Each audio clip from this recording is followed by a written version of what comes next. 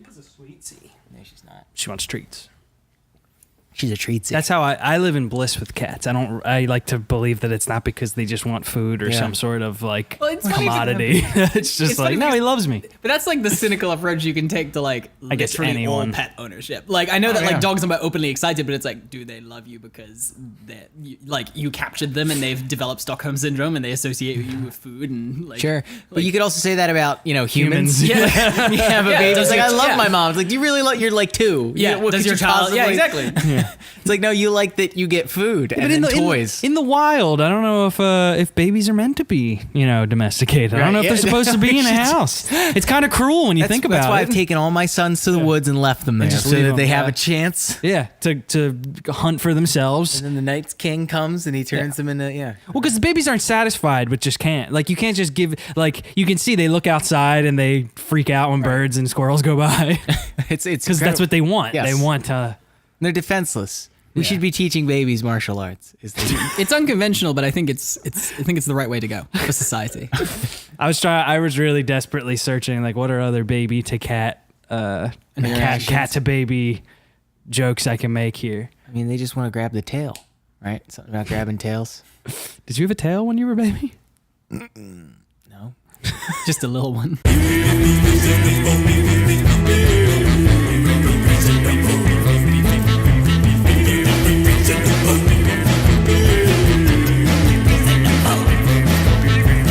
We saw Thor 3. Hey! Ragnarok. Welcome to Reasonable Beef. My name is Tim Kish. I'm here with you. Me, Dom. It's Dom, as always. And joining us for a very special guest. TimH. Is TimH. Is it that special when you've been on as many times as I've been? I think so. I think it's well, I still feel like it's special. I appreciate that. Every time I see you here. I have missed it. It's been a while.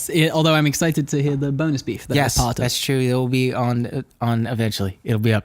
Hey, we saw Thor 3. Yeah. Came out this year. Directed by Taika Waititi. And is it Taika or Taiki? Taika. Taika? Yeah. Are we sure? Taika. Okay. Taika Waititi. Yep. Yeah. Very good.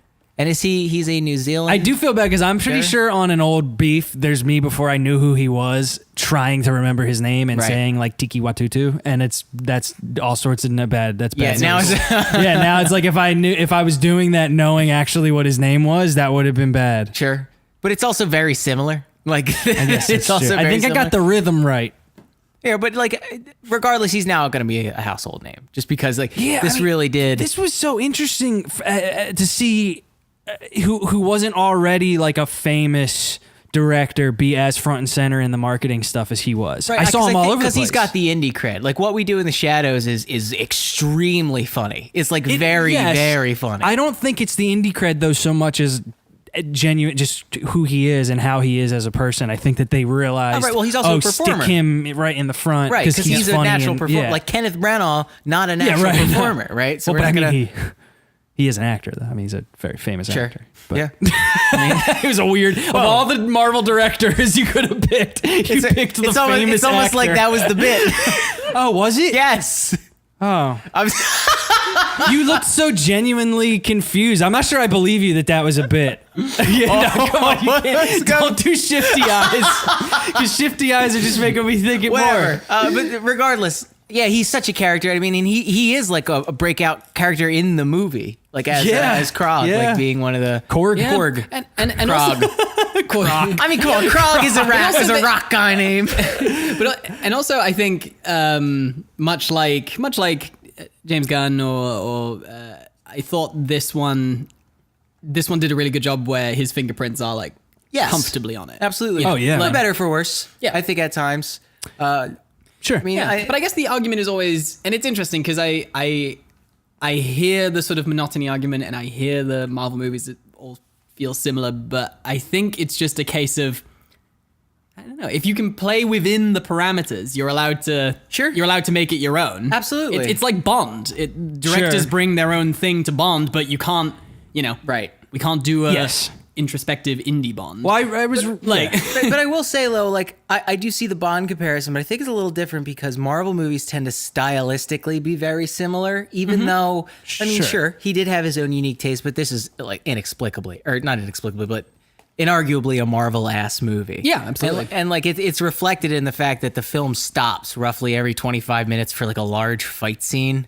And that kind of thing is always just kind of. Yes, I hear it, but it's funny because even I thought something was falling. Right.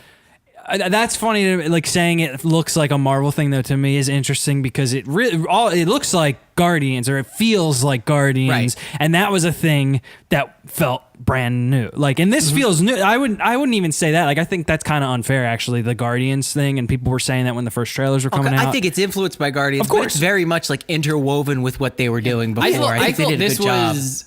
I guess to jump in. Yeah. I liked it, but I thought.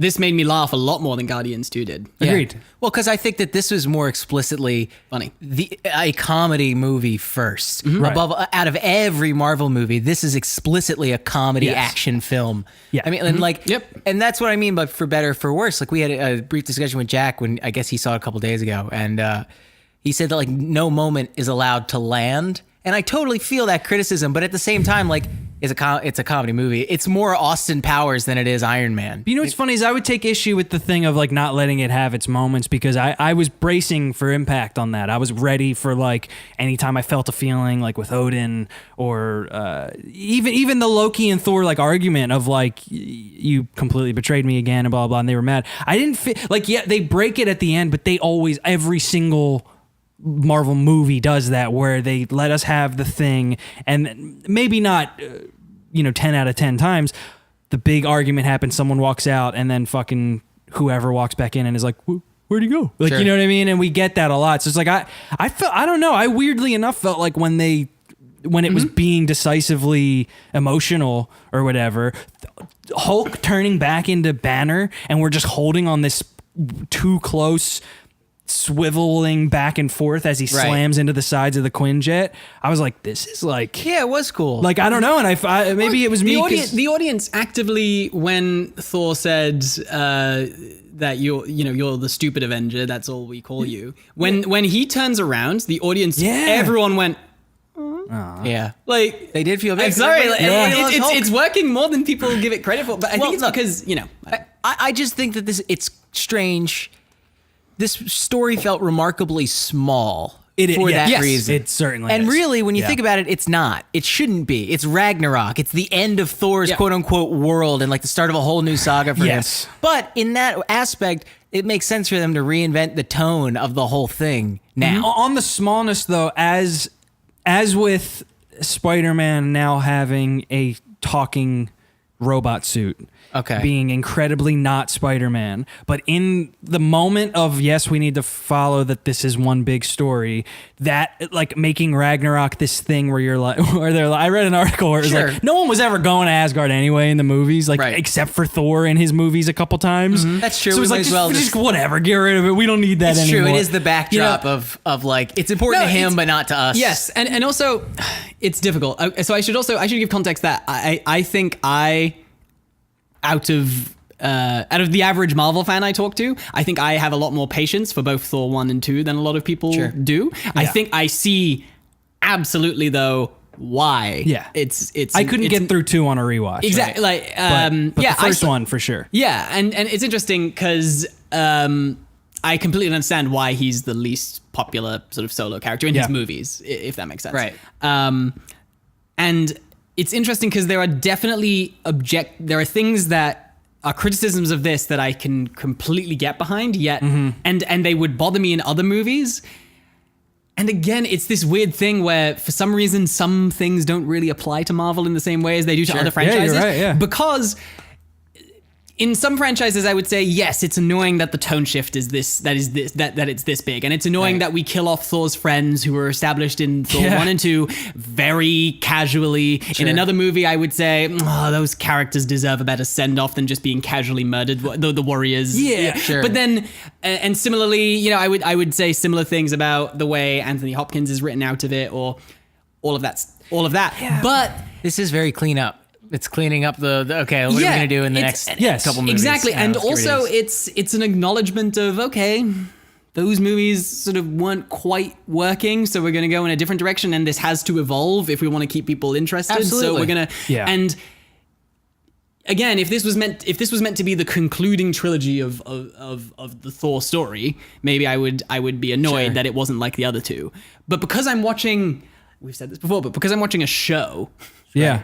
shows are allowed to evolve and change as they go. And I think, I don't know, It's also acutely aware of its lineage and what the other two movies did, and it's very clearly setting itself apart from those movies, Yes. doing its own thing. I liked actually, and what I didn't like, on the death. So let's talk about the Warriors and Odin, right?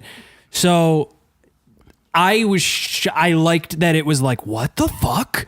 Because that's how I felt when that was happening. I was like, oh, she just killed the three friends. I didn't think that they were. I didn't know who they were at first. I was like, oh, there's no way that those were the. Well, I also the guys. I recognized Zachary. How you say Levy or Levy? Oh, yeah. In the background, and he's about to be Shazam now. Did you see that? No. He got cast as Shazam. He's gonna get jacked. It's gonna be great because he's funny. But they like in this one, I was very aware that he was.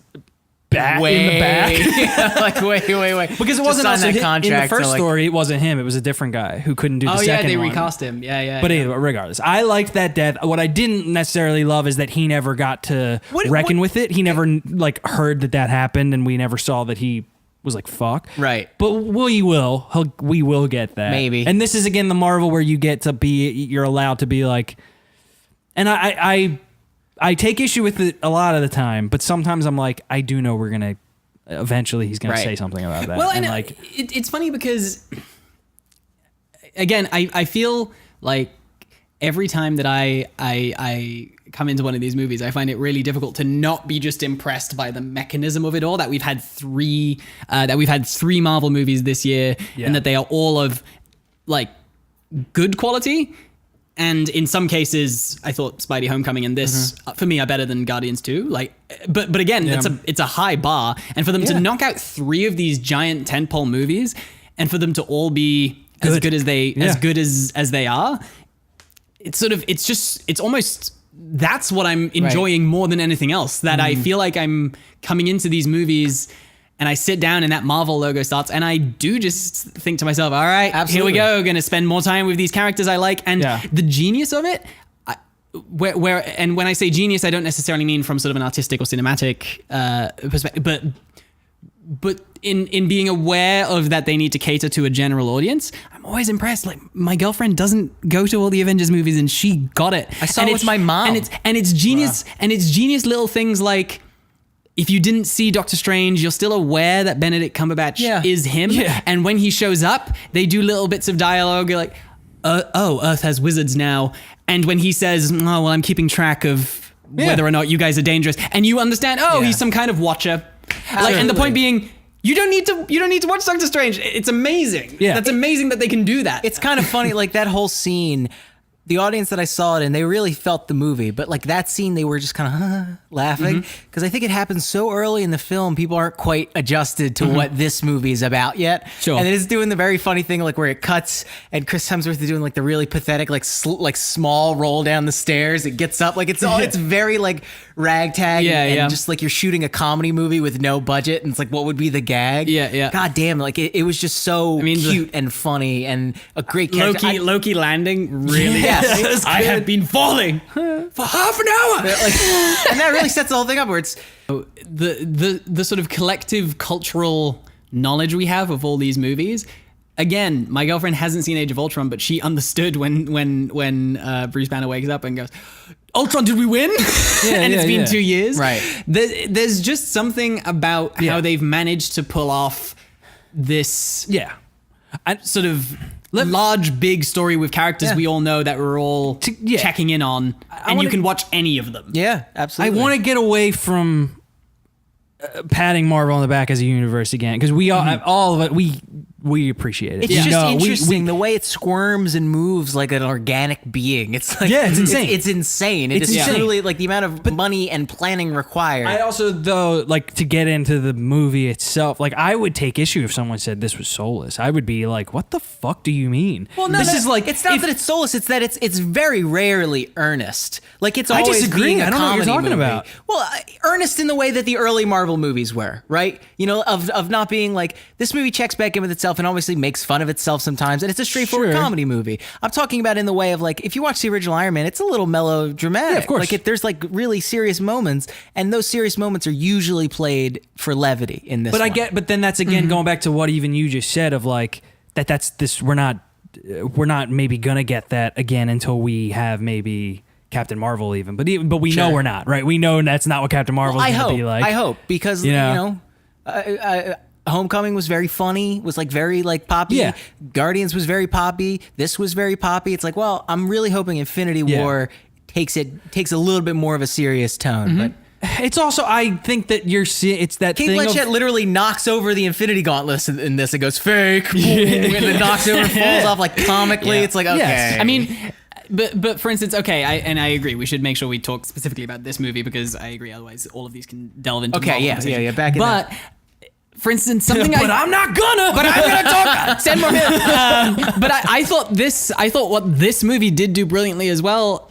And here's the thing: I will say by the end of it, it went from they're subverting tropes to I'm anticipating that he's going to subvert something. Sure. But it would still be fun. For instance, when Bruce Banner jumped out, Right. You know. But Right. by the end of the movie, I'm thinking he's probably going to do something here. But my God, when he lands, not as the Hulk, Yeah. it was so fucking funny. and it's things like this movie in general, I think, also understood, and it's kind of what's brilliant because it's why when I think back to why something like Batman versus Superman, not to make the comparison, but I will, but I'm not gonna.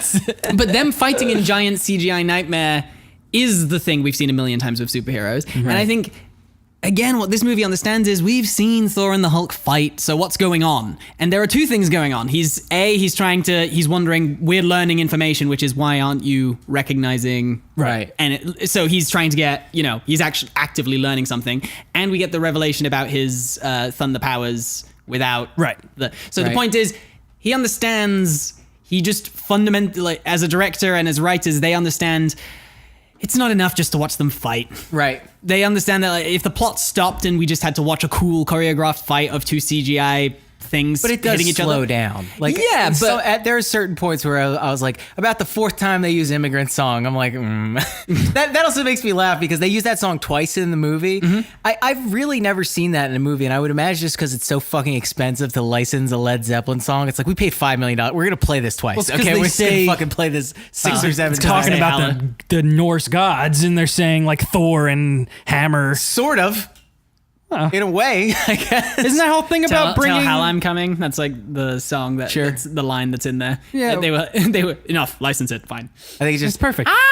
They're like, yeah. And it is cool, man. When that first fight kicks up, Oh, it is. It's very cool. and then at the end, it's a great too, theme. to I use like for the thing. new Thor powers. That's cool. Yeah, oh, absolutely. Having new Like, yeah, powers you're right. and having him evolve. We wanted And it. also great comedic joke with the chains looping around. Oh, he's swinging in the beginning. See, but that was the one time weirdly, and it was right in the beginning where I was like, you did it like one too many times. Sure, that when joke. they did it a second time. But then I think it was one of those ones where when they did it again, I was like, and then they did it again, and I like laughed again because it was Right. like, oh, we're just gonna keep going that way. The moment that really hits me is when right after that he's talking and he's giving you a recap of why he's there. Yeah. And then he falls down, and then the skeleton he's talking to just like behind him hits the ground. And at that moment, I was the only person in the theater. I burst out laughing. I'm like, okay, I know what this is about. Yeah. Now. I know exactly what tone The this is fucking hitting. the like the every severed it's- head. There's They so set- much grim humor of like Mick's dead. No, I accidentally stepped on I'm him. stepping in it. Yeah. Like with the guy who As long as- when Jeff Goldblum. Oh, is like, yeah. Oh, I'm stepping in it. Honestly, and I he's like felt the like- smell, Yeah. like, or even just having. And again, I thought about kids seeing this and being like, I might have been kind of scared of that. Like, when I Thor's, was a kid. It's a Thor's little scream grim. as well. The high pitch. Yeah. Oh my god! But see, in a way though, Very funny. there's something about a kid seeing that and it being played as it's cartoony, it's a Right. joke, but you're also supposed to. I mean, maybe it's more. This is the adult reaction is that you see that and go, "Holy shit!" He just melted that man while Yeah. he screamed. But then, like, you think of a kid watching that and they'd be like, Sure. like it's funny." Whereas in Iron Man, when or in Civil War when War Machine crashes into the earth and can't move his legs anymore. Yeah. That's maybe like he didn't die, but that's kind of fucking horrifying. Oh, that's true. But it's, I don't know. Part of me thinks that Thor should have been a more. This is a stupid argument because it is what it is and it's great for what it is. Yeah. But like, you know, I would think that this would be the one that parents would take their kids to. It's bright and it's colorful Yes. and it's ridiculous and Yeah. there's like a super strong and the Hulk is there and you would think it'd be I liked the a bit more action. family friendly. I liked every fight. Like it was cool to me, and it looked different. And maybe it was. I think I'm CG burnout at this point. Like when That's I look at things and fair. I'm just like, that's a fake thing fighting a fake thing in a fake place. And I'm just like, oh boy. Yeah, I'm not super interested. But like the dragon looked so good to Oh, me. yeah. And like Thor flying away from a dragon, and they're like, there was a lot of Right. check out our concept art shots. 100%. Yeah. This movie. like the Valkyrie flashback. Yes. Yeah. The Valkyrie, and the dragon coming although up the on bit- him being in the mouth as the light comes. And Yeah, takes him yeah, away. yeah. I mean, but I sometimes even, and it's because before the revelation about exactly who she is, I mean, I was dying during his Thor's little attempt to be feminist.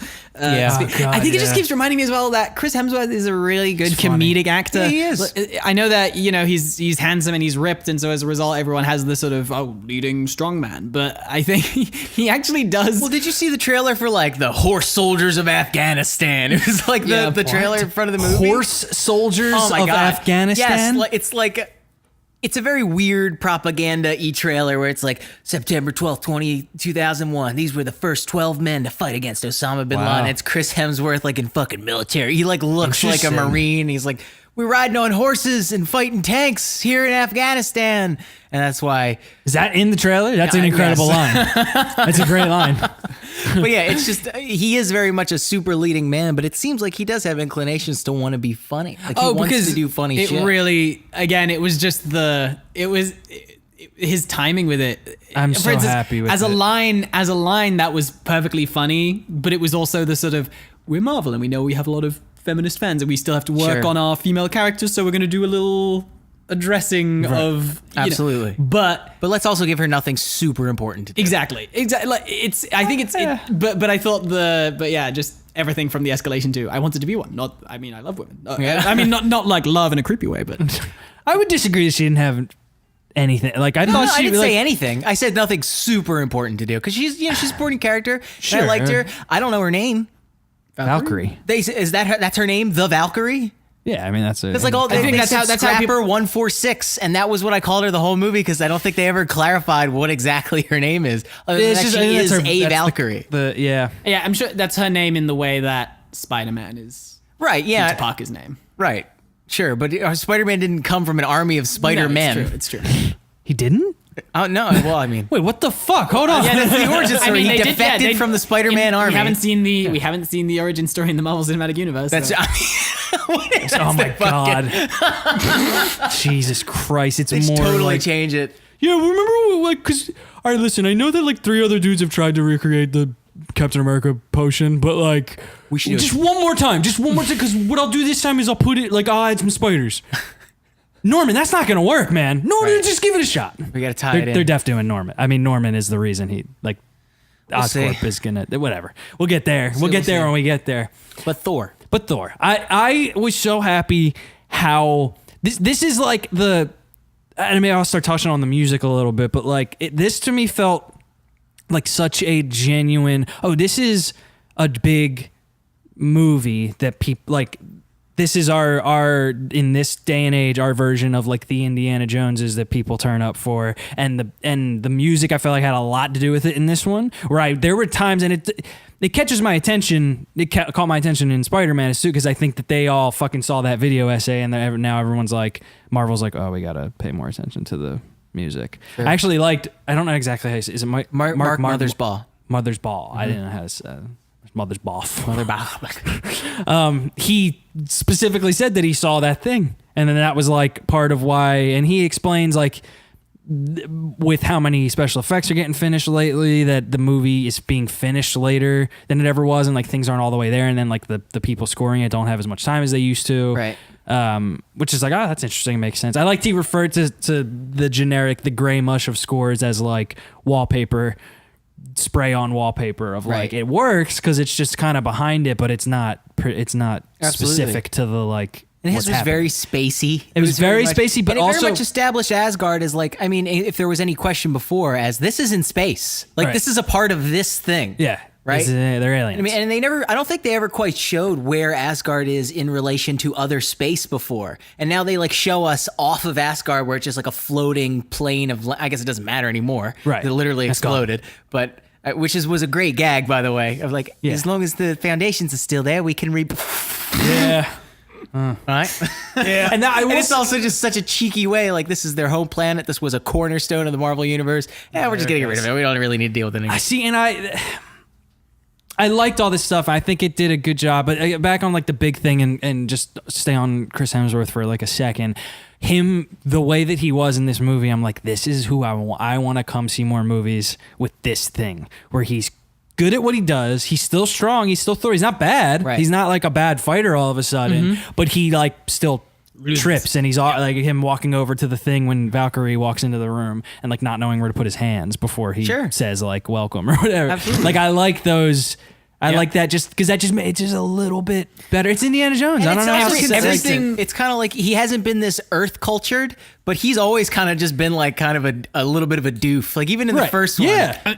I mean, I know that everyone, and it was interesting because we had some friends of ours point out that it was becoming predictable, the sort of Marvel subversion thing. Yeah. Right. But I guess I still found it to be, in every single sequence, there was an attempt to be creative, whether it was in staging, whether it was in whether it was in the blocking with the actors, whether it was in the visual gag. There was always an attempt to do something creative and go just that little bit further. Because again, there is a familiarity with the fact that we have seen big movies, Yeah. and we know what, for instance, we know what the big convince Valkyrie to join our team is. So then they did all that creative stuff with her having the knife. He puts it down, and there's already another one. And there's just something about the, and then he's gonna throw the bowling ball through the glass, and then it bounces back. But then we know that for the plot's purposes, I mean, he still has to jump through. So then they do it like 2 seconds later. But the point being, we've seen the big dramatic, I'm on my mission now, jump through the window. So they just know to And find even if ways to make that scene more interesting. even if it is slightly like predictable that they're going to subvert it, I'm not going to act like I didn't laugh, right? Yeah. Right. Like I still thought it was fucking funny. Like I had every some- joke, I don't think a single joke didn't land for me. Yeah. Every time they tried something at least funny, a it chuckle. worked. Yeah. Oh, absolutely. And for instance, I also like how they took leaps in where certain scenes started taking place. For instance, when it cuts to Hela and she's suddenly in front of the entire army and we don't see how that Sure. happened. And it starts with her big introduction. And then, yes, the joke afterwards did make me laugh. Whoever you are, whoever I am, did you not hear the whole speech? I feel like they did underuse her. Because essentially it's like, okay, she's here and Thor is here. It's almost like they probably should just reuse somebody or Well, she's not gone though. yeah, maybe. I mean, she was on Asgard as it exploded and got stabbed by a huge lava sword. Yeah, blown I up just in have a space. hard time. Yeah, she's the god of death. We She's didn't supposed to be this see her incredible- bones and her skeleton. Like she got blasted through the bottom of, as you said, like a plate in space. Right. I know you said plane, but A plate in plate space. in I like space. it. Please don't spoil my pilot. That's Plate in space. Super boring. There's a little bit of food. Oh damn! It's drifting off. The Look, dishwasher slowly. didn't quite get all the food Very off. slowly, you see. A little bit of a brisket floating. But I Centauri. mean, everyone keeps saying, right? She's the goddess of death. Like she's probably going to end up with Thanos, right? Sure, Because maybe. because of Thanos and being in love with death, and Yeah. that's like a whole thing. And I did like her. I thought she was a I strong thought she was villain. great, man. She was Yeah, every very time good she was on actress. screen, you were just like, man. And it wasn't that thing where I was aware that she was an actress having fun, or an actor having fun with being the Right. bad guy. I was like, no, you're just like good. Like I just every little facial tick, and you can even when I was aware of like Rita. This is the good... Damn it, Rita.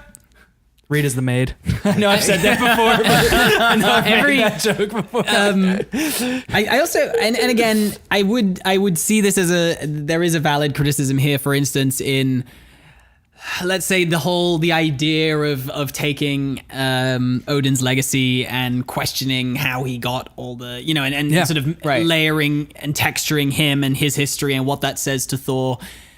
Absolutely. It's not developed to a point where you can argue the film actually deals with it. Yeah. But in terms of functionally setting up the motivation, like why is she pissed? Well, because she's been erased from history. And it does raise the idea of what you were taught, right. you know, and in a way to a Western audience, like it says something about you were raised thinking Conquering and then a certain thing. Absolutely. And it's proud funny, of what you have, ashamed of how you got it. and we always have this. I mean, we have to discuss that he is an Aboriginal Australian person, like somebody who, or I'm sorry, New Zealander, I believe. Yeah. So like New somebody who Zealand. has been the victim of imperialism, whose people have been imperialized by like that. and so it's an so interesting perspective. and then you know I suppose we've jumped into this conversation before about to what degree does the film then have a responsibility to truly be about Sure. that, and how much is okay for them just to bring it up Yes. in order to make us understand a character. But to build on that point, I'm sorry to take. Yeah.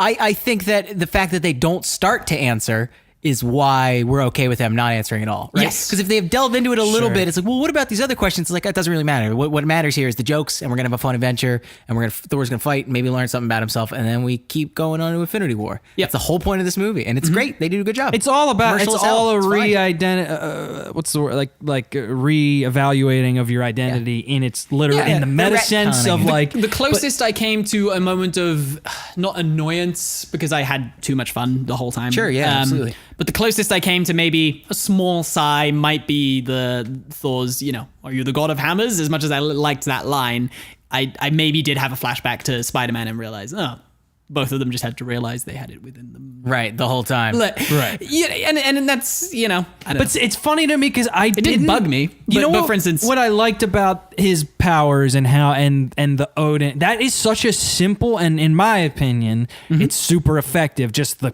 the cuts to Odin Yeah. on the thing, like because to me it wasn't so much like.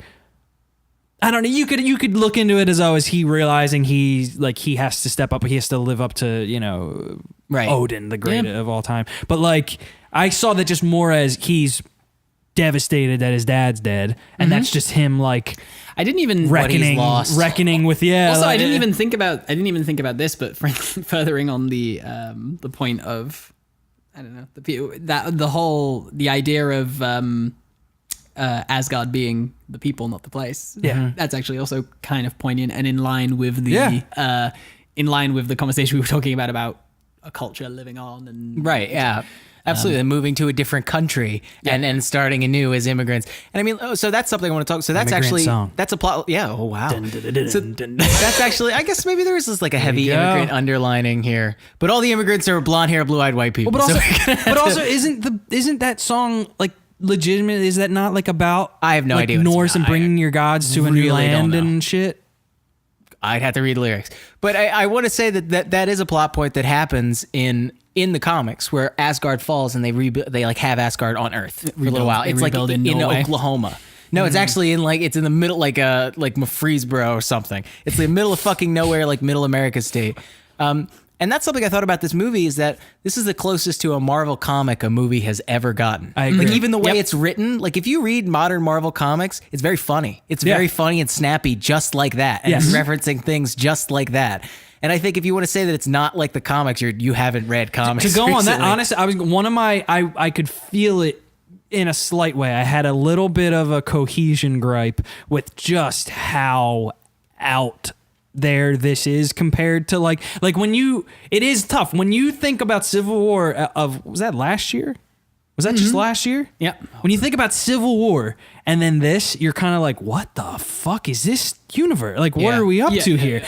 But then I remember this is based on Marvel Comics, and it's always been like, especially Space Marvel to me, because my perspective Yeah. was always very much rooted in Earth Marvel. So anytime they did space stuff, I was always like, "What the I fuck? would This is also- I would weird." And also go there's as far- royalty and the Nova Corps, and same thing with it seems more serious, yet somehow life could not be more worthless. Like they like deaths are played I mean, for gags in but Space I Marvel. would also go as far as to say and I think again it's something that I'm sure won't necessarily be a problem in Infinity War, that I'm sure will be funny in its own way at times, but I definitely think that as long as the movies continue to, for instance, open the way this movie does with a clear tone setter of this is what this one is going to be like. Right. yeah. There's no reason they couldn't open the next one with something a little more serious and tell you this is a season finale, guys.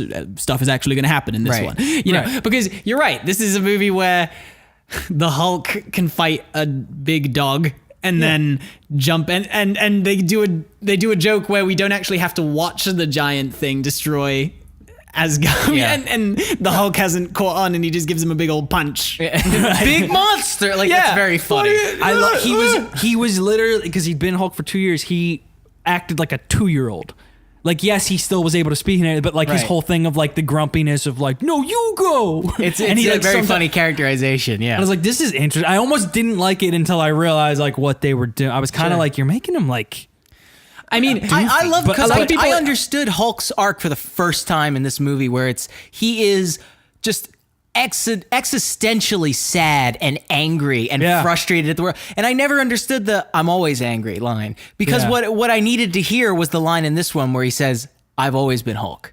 And I'm like, oh, that's what it is. Right. Banner is the mask. Like, he will turn back to Hulk because that's what he defaults to. And like, that's why I'm always angry. It's an existential frustration and anger of being a monster. I'm like, fuck. Of course that's what turns him into the Hulk. I also, and some people have been reading into it as shade, but again, I thought he walked that line really well. the Thor doing the Scarlett Johansson thing. Yeah, I saw that. It was like a Hollywood Reporter article. I thought that was the stupidest shit I've read in a long time. Because I agree. What's the story? So the argument, I've read the argument that he's actively making fun of Age of Ultron and of Joss Whedon. Of Joss Whedon by having Thor do the special Bond thing that that Scarlett Johansson has with the Hulk. Do you not remember that? The sun's getting real low, big guy. Oh yeah. But I completely forgot. I didn't realize that's what that was referenced to. But I feel like that reporter, or whoever the idiot was whoever the person was who wrote it, clearly missed the scene where he turned back into the Hulk when he saw Scarlett Johansson. Yeah. So it's not like he's trying to avoid that they have some kind of connection. He's keeping that as continuity. He's just doing a funny thing where Thor's trying to.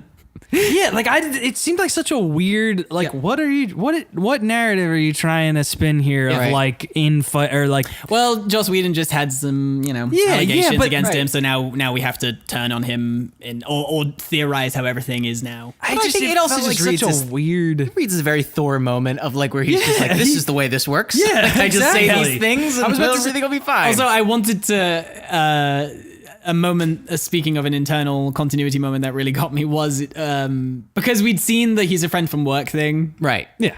But when Loki got really excited when Thor was being bashed around and the way he got bashed around, I was like, that was almost, I almost rolled my, like that was the one where I was like, we remember. Yep, and it's also like very much towards the Loki fans of like the Tumblr and the internet. I would argue though, because people always say there's nothing memorable in Marvel movies. And you remember specific things. Oh, yeah, absolutely. It's my argument of you might not remember the whole movie, but you remember Loki getting bashed around. You remember. It's almost like we need to keep the characters alive in order to have memorable moments that we can call back to. It's like the only reason why Loki's the most memorable villain is because he's pretty much the only one that survived, right? Yeah. Like, because he's not super developed in the first Thor or even like Avengers really that much. He is in the first one. He's very funny. Like in this one, he's very explicitly there. Yeah, this is Loki. This is the character of Loki.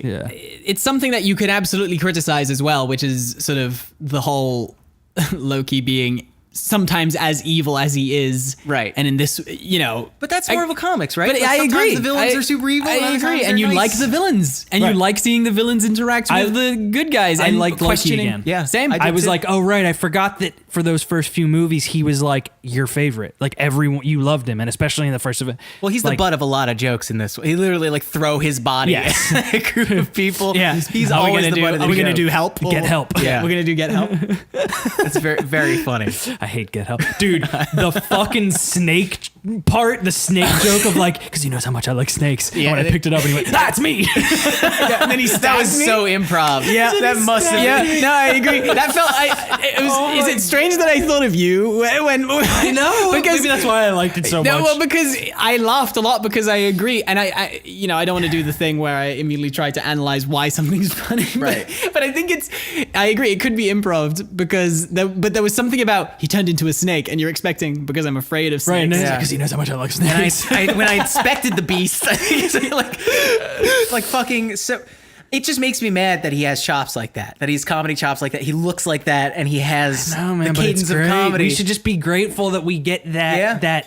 that guy. And He's on screen. Let me throw a little love. I realized watching this, I don't think Ruffalo has ever worked a comedic role in his life. I don't think he's ever done like a comedy movie. I don't ever remember seeing him do. And like you could tell, he seems a little uncomfortable doing comedy. But I think when he's with the ensemble, it works out. I think they could all like with Anus. Who's Anus? What are you talking about? Anuses? Yeah, just we're walking gonna up drive and in. just. They did a Okay, pretty this good is job. funny. I was worried at first when he turned into Banner that they weren't gonna like deal with the fact that he's a human being who's lived a whole life on Earth and is now Right. seeing the most bonkers shit Yeah. ever. He's also one of the most intelligent men that's ever lived. Right? Yes. So it's But like that's the. But it was. I agree. I was enjoying that they were addressing that in Yeah. this. Right. You've been to 2 planets. It's good. New great. experiences. It was I funny. don't even like Hulk. I like you. I prefer you, honestly. Yes. Oh, that one really Yeah. got me. That they did that he flipped it Even around. like that's why you could tell that this guy comes from a comedy background because Oh, absolutely. once that joke would have been fine, and Right. even I would even say the follow through of doing it again is Yeah. gratuitous. I would say even like 5 years ago I wouldn't pull that trigger, but well apparently the story goes that they screened it and then went more jokes. Yeah. So they had cut a bunch of jokes and added a bunch back. I in. mean, even just, and it's funny because it's not even overly addressed. But Right. what's his name, Korg, or what do we say? Like. yeah. Korg. The joke for him being, oh, he looks like a giant rock monster, but he's gonna have this like slightly Yeah, just- high pitched New Yeah. Zealand voice. And again, it's one of those things that I So thought, polite. yeah, and I was there's a world again where they were gonna overplay this, but no, it worked the whole time. They gave me just enough of him that I Yeah. wanted. Yeah. See, and this is and that And he I mean, was a good Taika- one. Yeah, because Taika Waititi, that's him, right? Yes. So it's, Of- yeah. I liked the scene. I liked the Loki and Thor scene where he like he's throwing the stuff through him and doesn't even want to talk to Right. him. And then when he catches it at the end. and then but then there's then 3, right? him disappearing and then Cora running in being like, Get away, ghost. running ghost. Stupid ass Yeah. ghost. And also, actually, speaking of the throwing things, I liked how that had 3. Yeah. A good example of comedic rules, but actually it wound up turning into something sentimental because the first time it was just throwing things. The second time it's when Loki's trapped and Right. and Yeah. he throws it actually hits him in the head. And then the third time, yeah, catches it. it's actually sweet. He has a nice arc. I think Loki has a nice arc where he learns about being there. Agreed. Like that's his whole arc. And even though it kind of undercuts, like, okay, maybe there's more at play here of why he's an evil character, but it kind of goes, okay, he's nice. He's nice. He's nice. I liked that this because we've gotten such a general what is Asgard, what's the history of Asgard and this and the mythology and blah blah blah and all these stories and all these they have so many adventures that it's listless. Like you just could never learn about all of them. And I liked it in this. As we're getting rid of Asgard, as we're moving on, Thor is a new thing now. They kind of just address like the fucking cycle of those mythological stories of like I like that, and they did it a bunch of times where it was just like Odin always lies and he banishes people. It's just like he just does that. How many times has that happened? It happened to Thor. It happened to Loki. It happened to Hela. Right. Like.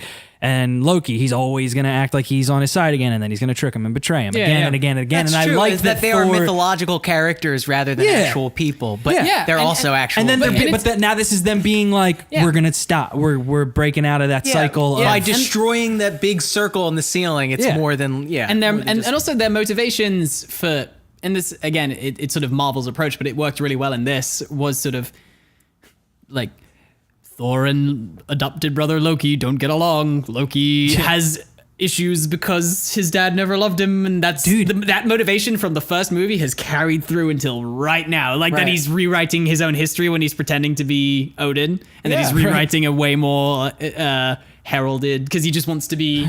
He wants to be Thor. He wants to be, you know. I really like. And it's that's so another one. small, right? Like he always just wanted a very cheap kind of validation. Yeah. at the very and core I of liked it. it Recognition. landed for me when in that argument scene when he's like, yeah, that must be tough to be told one thing your whole life and then Right. find out something else that you were lied to. It sucks, right? And that was another one. I was like, yeah, thank you for reminding me why we got Loki in the first movie, like why I understood who he is. Yeah, okay, I needed that, especially now. And as we're moving forward with Thor, I was like, oh, thank God. Now I'm gonna talk for a second. I said. This is my. I was gonna say it doesn't really apply here. I was gonna say like my hipster, as if this is a cool band I heard before everybody. But like, I remember saying probably in our group chat about a year or so ago, saying that there's no reason Thor didn't end up being everybody's favorite. Right. Because I remember what it was that I have since my relationship with Thor and those movies has almost exclusively become the music from the first movie. Right. Is Patrick Doyle, Thor's theme in that movie is fucking sick. I was devastated when they didn't do it in the second one, or at least not as lush as they did in the first one. And I love it, and I listen to that score a lot. And as I was like listening to it again, I was like, man, he should have been the guy. He's kind of stupid, like he's bumbling. He's really strong, but his heart's good, and he. Right. You know, it's the whole like another throwing the mug down. We should have loved him so much. And we just did, like, they just kind of miss it. And I'm so happy that they're doing that now. Because now I kind of feel like when he shows up in Infinity War, there's a whole new Thor love now. Absolutely. Like, we're going to be like, yeah, Thor's there. Like, he's got that new power. He's got the new haircut. Yeah. And I think they also address, like, hey, Thor's not really anybody's favorite. Like, in this one, where with the strongest Avenger. Like, and he always keeps he's talking himself up, and, like, everyone's just like, we don't really care about you. I love that. And this is, again, to in the music... And I don't know, you heard me express how much I loved the Homecoming score, but on re-listens, like there is something that annoys me about it in the way that it's mixed and the way that it sounds, is whereas as much as it is it's a big orchestra and there's all these themes for action scenes and blah, blah, blah. It sounds too like tiny. It's like, and I think it's a miking thing. I think they're mic'd too close. Whereas this is, if you listen to this, put on some big cans or, you know, earbuds or whatever, it sounds like an old movie score. And I think it has a lot to do with just how it was recorded. It sounds like the mics were a lot. So you're talking about Ragnarok or Ragnarok? Ragnarok. And I think the mics were a lot farther away from just the big sections, and there isn't a whole lot of, except for like when it makes sense. There aren't a lot of like solo instrument things, and it just sounds huge. It sounds insane, well, massive. He's like a production wonderkind. Like sure. Mark Mothersbaugh is noted for being like a significant producer. He was in Devo. That was his big band, And but it's just really give this score a listen and or see the movie again, or if you haven't seen it yet, like it just deserves your attention, man, when they do it this way. Because there were a lot of moments where it drew my attention, where I was like, this feels like a true movie, like a movie, man. This is a classic big adventurous romp. Like when she goes down into when she raises the dead and her dog wakes back up, like there's a 2017 level of irony to it, but at its base it is solid. But it hits all the beats that a film needs to. It goes places. We've been saying it's the Rick and Morty of make fun of it, but you're kind of also doing it, and you kind of mean it, but you sort of don't mean it. Well, yeah, but you mean joking, right? But you do mean it, because at the center you're still like, no. We need to do these things, but we recognize the outrageousness of the things we're doing, so we're gonna play it up. Precisely, which is I mean, and I don't know, man. It's almost really like the Douglas Adams effect, because that's kind of the whole point of those Hitchhiker's Guidebooks, where it's like there could be anything in the universe, so why not like a fish ship, like a goldfish? Yeah, actually, bowl? do you know what's really funny is that I actively had a few moments during this where I was reminded of Hitchhiker's Guide. Right. Sure. Yeah, well, exactly. I mean, the whole the gatekeeper. Anything can happen. Like what's his name? The Grand Master is a Douglas Adams ass character. He's just like a middle management, like kind of like LA guy. Do we want to talk about Goldblum for a second? Because I know that he's got this meme-ish quality energy around him right now. It's already kind of funny to have him in it. Yes. Right. However, he was so spectacular in it, like objectively he was cracking me up, not just because he's Jeff Goldblum. I mean, because he he just was doing it wasn't like was it Matt Damon who had the cameo? That was I couldn't tell if that was Matt Damon or not, or just an actor who looked very much like that was him, man. And that was funny, but I agree. I think he was good beyond just it's kind of funny that Jeff Goldblum's just that there's a line where he just says Asgard and looks down and raises his eyebrows, ruined my life. Because that's like this is another one of those movies where, I mean, similar. It's a weird comp, maybe not so weird, but like Lego movie of like you can tell that as they were. Like they're doing the things that shouldn't have gotten past a student. You sitting in the room and laughing at it. But why the fuck not? But they did, and then it's all in the Marvel universe. And that's what I mean about the Douglas Adamsness of it, where it's so this guy landed on this planet who knows how many millennia ago. Right. And he's just like this infinitely longevitous guy whose brain is just like destroyed by time. Right. And so he's just like, I have like a little band and I have a melting stick and I run all this stuff and I'm very bored by it, but just like it's kind of so. It's a hilarious character. like, of course that character would exist if like a man out of time just builds a world to entertain himself. Like that's so funny. In a world that is basically trash. It's so hard sci-fi that it becomes funny again. You know what I mean? Like it's so theoretical that it's hilarious. Dude, I just really was like it got true like belly laughter things out of me, and maybe it's because we know the bar is set at this is a Marvel Universe movie, and then when it's like bonkersly funny, you're like, oh well, God. Yeah, I mean, for instance, the biggest comp, I suppose, for how much the humor works versus a different Marvel movie, because Guardians 2 still cracked me up in a few places.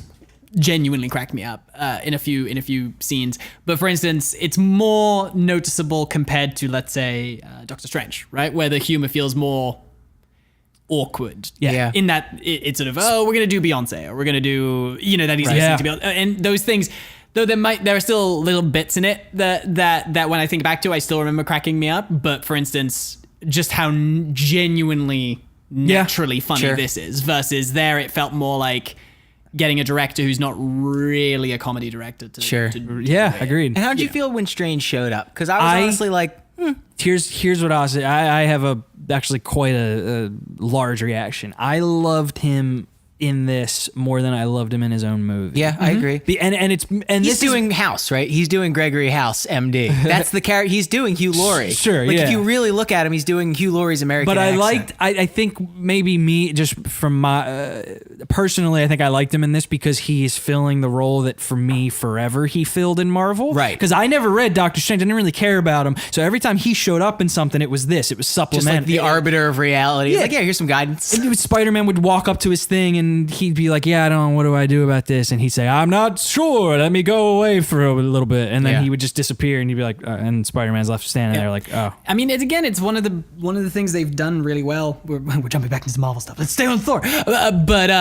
But for instance, that it's kind of like when Ant-Man shows up in Civil War. Even if you didn't see Ant-Man, or if you didn't particularly care for it, right, you're still gonna like him, especially the character enough. Yeah.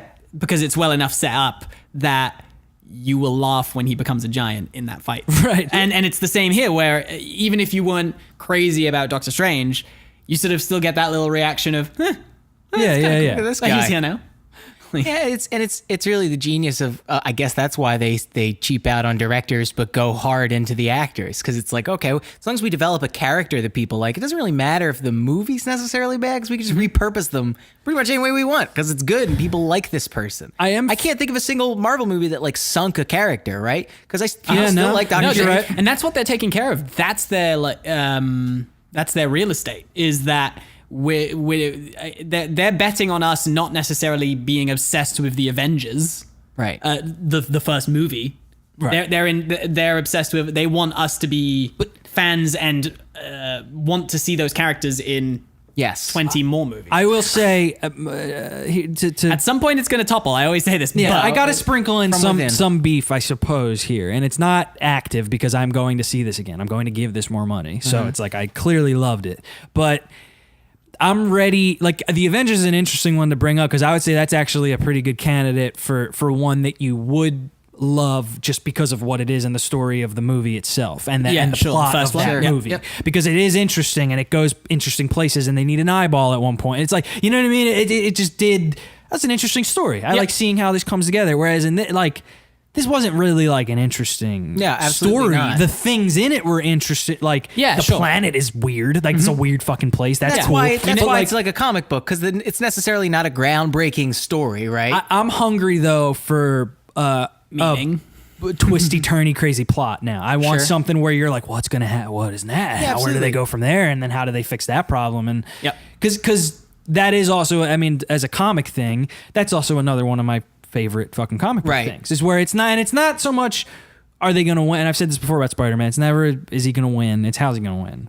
How's this going to, and when they set up an insurmountable problem, you're kind of like, all right, how's he going to fix that with, he's, and there will always be like sacrifice too. It's like, what's he going to lose? Right. Well? He may not die. He's not going to die. We're not going to kill Spider-Man, but is something drastic going to happen to him? Yeah. And I'm hungry for that again, especially after this one, because it is not a lot happens in it. Yeah. Like, which is fine. And I don't know. It is insane though, because the more and more I, stayed for the end credits and then saw Thor will return in Avengers: Infinity War and what I'm starting to find kind of amazing about it is that I realize, oh yeah, next year.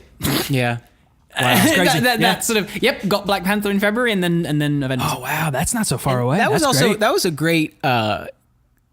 I'm noticing that their post credits are becoming less teasers and more of just like very small vignettes of humor, Yeah, a of little more. comedy. Like in the Goldblum. Although in this one they did do it's something. very funny. And I thought, yes, I agree. What is that? I don't know what that ship is. It's Thanos' shit. Yeah, Is it really? That's, It's that's gotta what be. I predict. Yeah. yeah, something like that, whatever. But the Goldblum of like Great Revolution, everybody. I did my part, and by being the one to be overthrown. Yeah. It's very funny. It's a tie is Yeah, super and that's what funny. it ends. That is so. It's a it's a comedy. It's a comedy, He's a comedy movie. writer. And I yeah. think maybe if I go back and watch this in a couple months, I won't like it as much. But goddamn, dude, it's just it's lights and sound that it's funny. It's truly funny. I was so happy with the way that it even looked in the first fight and the dragon and I was just pleased to be looking. I said out loud several times in the movie because of an image, because of a thing that was concept art. Right. I went, oh man, truly, I had a genuine. the head sliding across that looked great. That I looked said, fantastic. oh my god, when they did the dragon head. Oh I was yeah, like, and all the blood. We believe we're doing mucus. this. But I will say though, I think that Carl Urban was underutilized in this. Yeah. I didn't really get what they were doing with him because I feel like every time he was on screen, he just looked did like down, that seemed death sad, and destroy. questioned what he's That doing.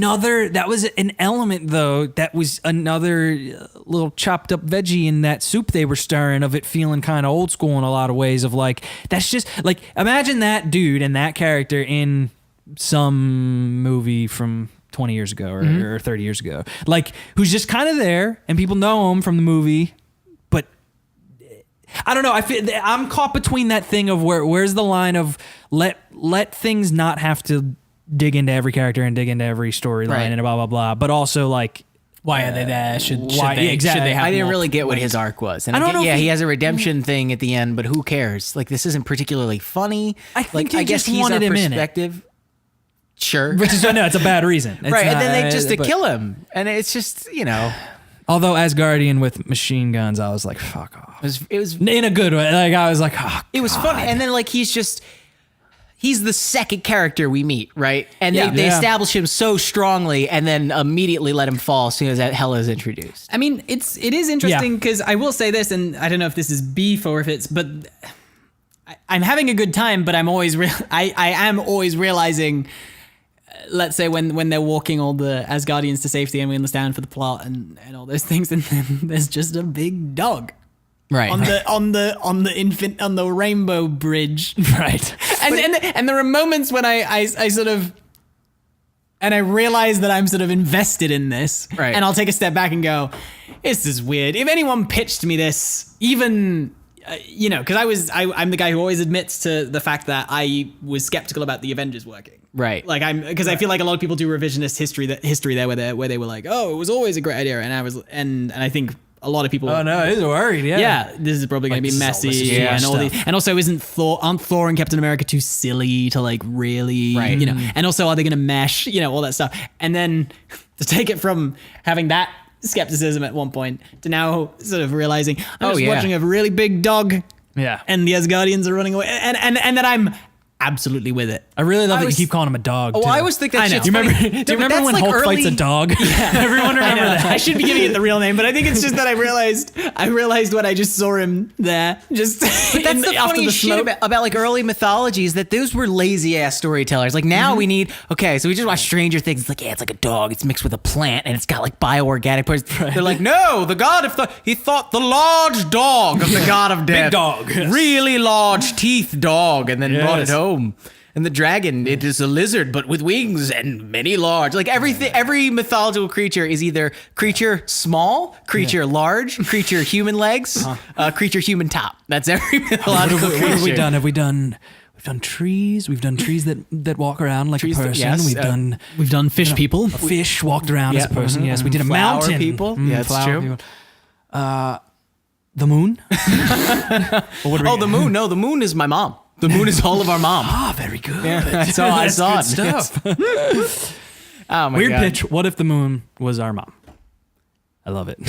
I don't know. It is funny to think of Hollywood, like the fucking Hollywood, like the old ancient- shamans that would tell stories like around the pitch room, like a bunch of dudes wearing like animal skulls around their neck. Like, what if the witch turned into a black cat? I'm a rune writer. Oh, another rune writer. Trying to make it in glork glonk. glork glonk. I was trying to think of something caveman. old sounding. Yeah. Studding bone. Another. I guess stone writer is probably a little bit. This is just the Flintstones. We're pitching the Flintstones. Like, what if there's a screenwriter in caveman times? And like they act like us, but And he's using a pterodactyl to write it down. And the pterodactyl says it's a living. yeah, I like it. It's funny too about the music too, and the pastiche, the '80s thing, which I'm done with. Objectively, I don't necessarily think it was 80s-ish. I think that like that kind of sci-fi has a certain spacey. attitude to it of like synth. spacey, synthy. Yeah, I mean, I don't know. I guess, but you just. The video game Mass Effect has a very similar sound effect, and it works really well. It doesn't feel retro. It just feels in line with like a... I suppose, but they're also futuristic doing kind of thing. big 80s, fucking hair drums and shit in it. Like, they're huge. Like in the first thing where it's like the synths blare in and it goes, dum dum dum dum dum. Oh, sure, yeah. Huge wailing guitars. Like, Yeah, I don't know. I guess that's true. But it didn't. That's that funny thing, and I guess I could as a producer, I could be appreciative of it for like appreciate him as a producer. I mean, Right. that stuff's mixed in, but it doesn't lose the big movie orchestra flavor either, Right. and that I appreciate big time because it didn't annoy me. Yeah. I didn't feel like get your dirty synths away from this, Lush precious score. orchestra. Very similar thing like Tron, right? When Daft Punk did Tron, they did a very similar Sure. thing of mixing orchestra. With, But- Tron didn't work as well as this. in Yeah, my no, opinion. yeah. I think just because it was much more muted. Man, I can't wait. I want to go again. I really am excited to I'll see go let it it again. sit. I'll see. I'll catch it on Blu-ray next.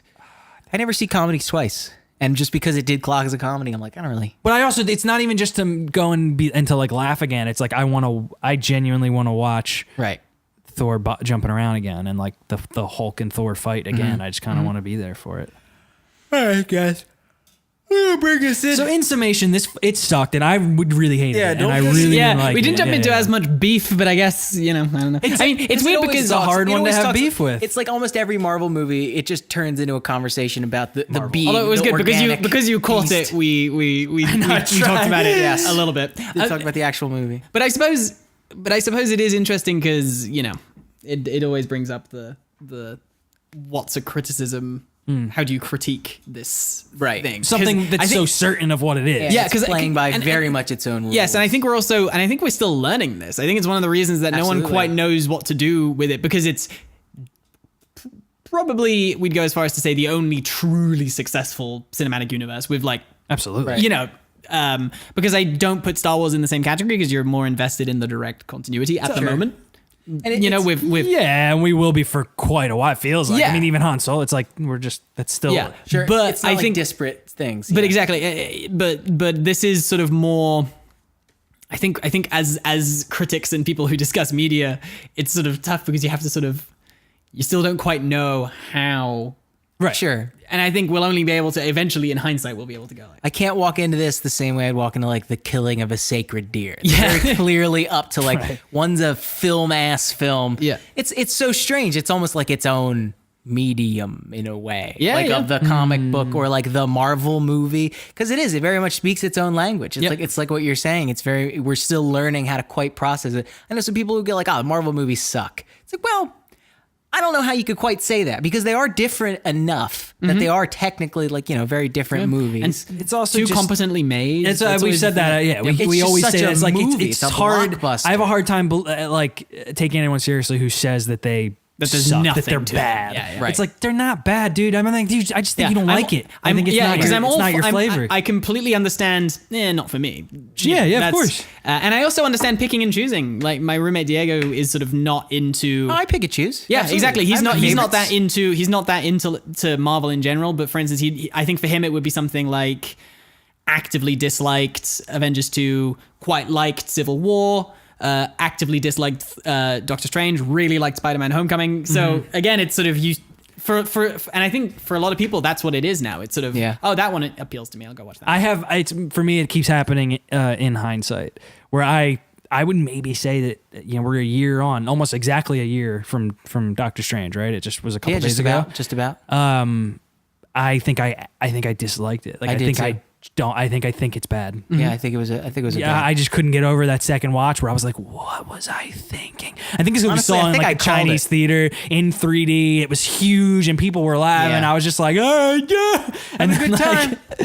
Yeah, getting swept away with it. But I'm pretty sure I called that. No, you Where didn't. I was called annoyed literally that there was night, only too. I was one good Marvel, or like I knew that there would be one bad Marvel movie, and I had a feeling that it would be that one because it's the easiest to mishandle, right? Because you're talking about a character that fundamentally like fucks with the fabric of the reality of the Marvel universe. Yeah, he goes beyond space Marvel. He's interdimensional Marvel, which is a way bigger fucking like gallon bucket of worms that you're opening. Even him sending Loki into the falling space for 30 minutes raises a lot of questions of what he's going to be up to, and because it's like if he can do that.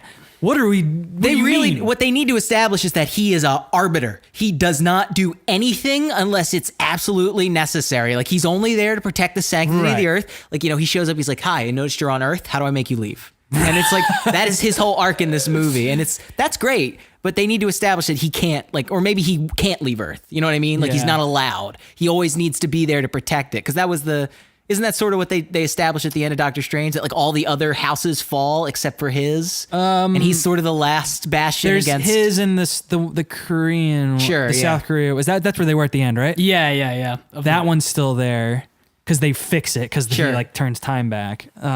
Jesus, yeah, right. Yeah, but like this is another thing. Like you're giving him a lot of powers. Exactly, you're giving him a lot of power over the universe itself, and in such a mediocre movie too. I'm excited to see in the first 2 minutes of this where they're like, Banner can't be Hulk. Doctor Strange has no hands.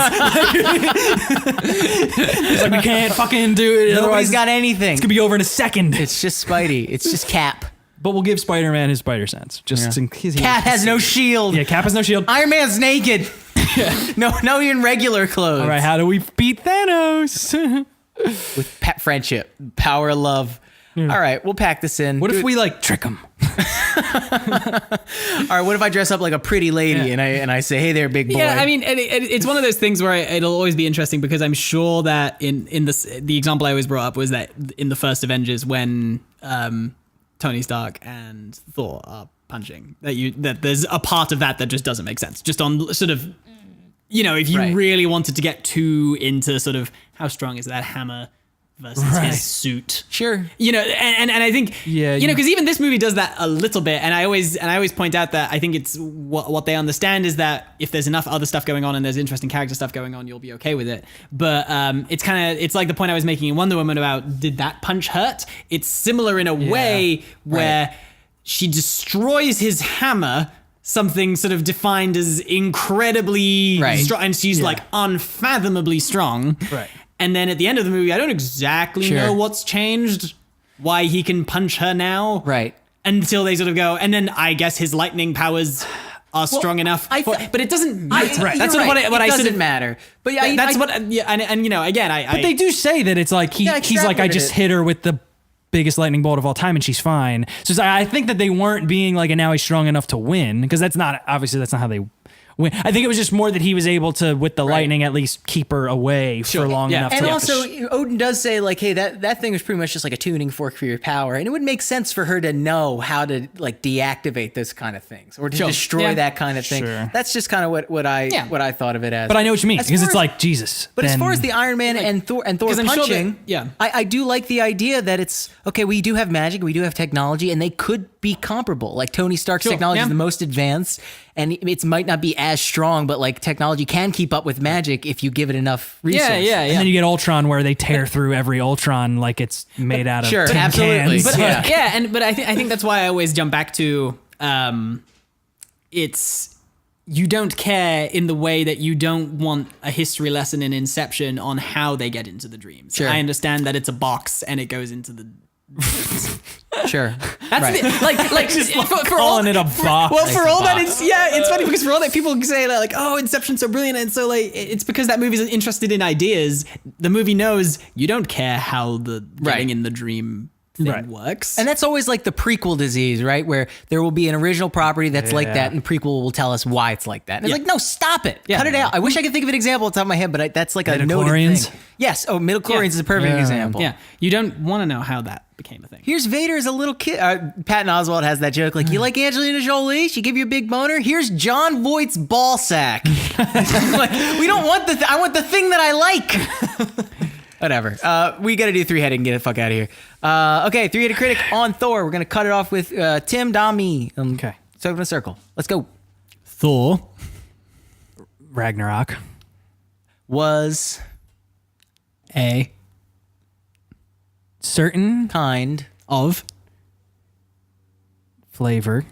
that tasted A lot. like good.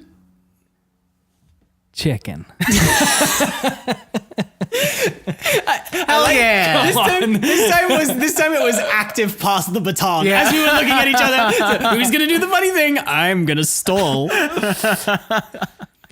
Okay. Do we want to try Yeah, another? we'll do another one. Dom, me, Tim. So wait, what was that? What was that? That was Thor Ragnarok has a certain flavor was that a certain tastes kind of flavor that tastes like good chicken. good chicken. Yes. Okay. For fuck's sake. It's like when Will was 10, Yeah. what he would have said. It's a Mad Lib. Yep. Thor tastes like chicken. And gay. And fart. Okay. Start stop? same order. Well, Dom, Tim. Okay. Tim. If You Decide. to not Go. see Thor Ragnarok. there are Consequences. if you decide to not go see Thor Ragnarok, there are consequences. I'm laughing because that's what I was thinking. I was hoping you would say. Pretty good. All right, well, there are the consequences. You're going to feel some serious FOMO as all your friends talk about it. You'll be like, why didn't I see Thor? I'm such a fool. These ones are always hard because I know that we're gonna leave and I'm gonna remember things that I wanted to talk about. Yeah. like because it's we could so talk for depth. 3 hours. The Marvel ones Depth. are just dude. I mean, like every time you build up, you have to cut in because it's not only is it this movie, it's how does I this know, right. interact Now we're with talking- every other Right. movie, and what does the future look like? The web gets much It's web. All right, let's fucking close. Thank you guys. Please, thank you very much for listening to Reasonable Beef. Tim H, thank you very much for being on. Wonderful. Do you have anything to plug? I do. I might have mentioned. I don't know if this will go up first or the bonus beef, but if it's still running, I'm running an Indiegogo campaign to raise some money for some short When films. does it wrap? It wraps at the end of November. No. The Indiegogo ends at the end of November. Yeah. Okay. Yeah, that'll still be going. 100%. Yeah. This will be out this week. So check out my Indiegogo. I'm raising money to make some cool short films. Yes, and there's good ideas, and I like Tim. He's a very good idea man. So please enjoy. Execution's terrible, give- but like give- ideas, they're good ideas. No, it's good ideas. Outstanding. Dom, do you have anything? When can we expect back to school? Anything like Back that? to School is hitting this month, as is my buffer movie called Content, Very cool. which I'm excited for. I'm excited It's for good. the I like it. YouTubies to see it. It's very Yeah. it's very funny. It's very meta. Yeah. It's very much a film for our age, film for our day. Yeah. Got some Christmas stuff in the pipe. Really? Yeah. I don't know about this. We'll talk No, about it's this. like I need to get it out. 'cause Yeah, I know. My pipes are I left full. it on the roof and then they washed down the pipe. a and whole bunch of, Yeah. of Christmas balls and really reeds. fucking up my whole Like just my shit on top of a bunch of reeds. It's gonna be a nightmare. the plumbing is All right, messed up. thank you. If you like this for whatever reason, please go to www.patreon.com/reasonable beef. Give what you can, $5 to give you access to bonus beef, which is our month bonus episode. I think we're putting up like 2 or 3 this month. There's like a lot of good bonus content. I'll put up half the episodes for regular if you just want to get a little taste, just a little taste of meat. Just like feel the Sorry, marinade. Nick. Sorry, sound Nick. And please head on, shoot emails over to reasonablebeef@gmail.com. We read them on the bonus, and every once in a while we'll read one on a regular episode. I didn't prepare one this episode. Maybe next time. Next Sick. one. All right. Thanks, guys. Woo. Thank you for listening. Bye. Bye. Thor. Wait, what's the Green Ranger?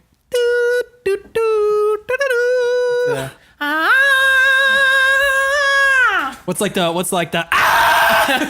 remember that? Like remember the That was the original like recording. It's like, all right, Robert, we're gonna lay one down now. It's like, all right, kick it.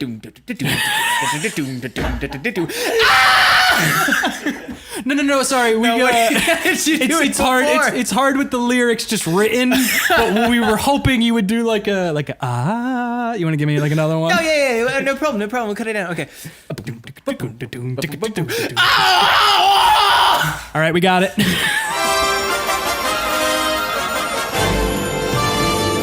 Hello and welcome to Lifestyles of the Rich and Magical.